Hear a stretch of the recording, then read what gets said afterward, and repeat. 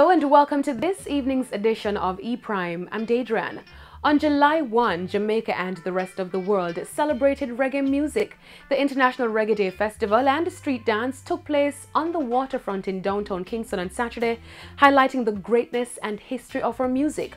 However, the event failed to pull major support and energy usually associated with our musical culture. Muta Baruka, U-Roy and Big Youth were honored. Well, a lot more people could be here. I don't know if people knew about it because it was just by last minute that I came on. But, you know, seeing that today is International Reggae Day and we have such a big setup, you know what I mean, invite Jamaica out to come and partake in it. I don't understand how we not get it.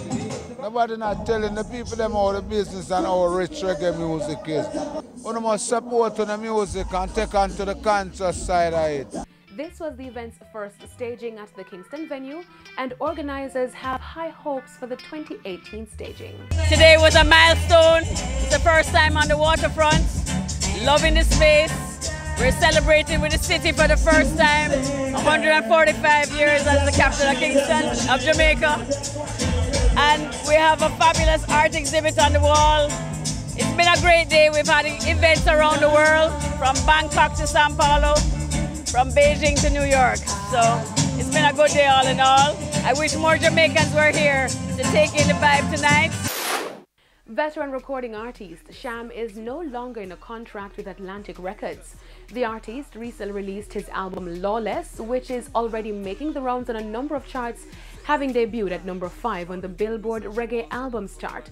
The Lawless album features Michael Rose, Bounty Killer, Movado, Junior Gong, and is produced by Dave Kelly. Sham is gearing up for a promotional tour to support the album, which is available for purchase on all major platforms. In the E-Prime spotlight this evening is reggae recording artist Danai, who continues to maintain his musical enthusiasm. Yeah, greetings. Yeah, I'm the one and only original Danai. I would describe myself as a determined and disciplined Rastafarian individual who is really enthusiastic about music. People know me for singles like Time No Wait, Uncle Come, Put Another Reggae on Top. I've been, releasing a lot of other singles, and right now we basically have a single, Put In The Work. I would describe that as a worker's anthem, and a lazy person's least favorite selection. It was produced by Alberosi, Shenzhen Entertainment. It features the likes of Sizzla Kalonji, Jenkoman and Clay, Etana, myself, Mr. Vegas, and that's just a few. It's a powerful lineup. Former US baseball star turned gospel artist Todd Duhaney will make his performance debut in Jamaica at the album launch for gospel artist DJ Nicholas.